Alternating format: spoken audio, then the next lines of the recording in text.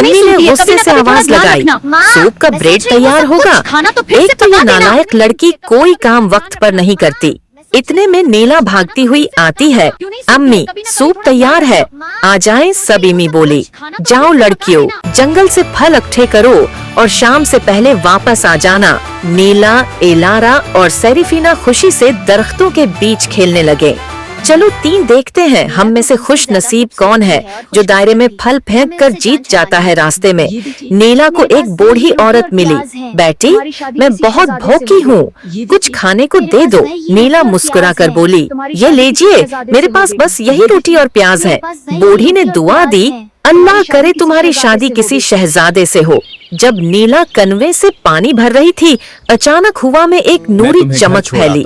एक हुसैन शहजादा नमूदार हुआ। मैं तुम्हें घर छोड़ाता हूँ, आओ मेरे साथ। शहजादा बोला, जब भी तुम मुझसे मिलना चाहो, ये जादुई पाउडर फजा में बुखेर देना, मैं फौरन तुम्हारे पास आ जाऊंगा। नीला ने वो चमकता हुआ थैला हाथ में ले लिया। येलारा ने कहा, अब मजा आएगा, देखते हैं शहजादा कैसे आता है। उसने तिलिस्मी रास्ते पर दहकते हुए कोयले बुखेर दिए। महल में ऐलान गूंजा, शहजादा शदीद जख्मी है, जो उसका इलाज करेगा उसे इनाम दिया जाएगा।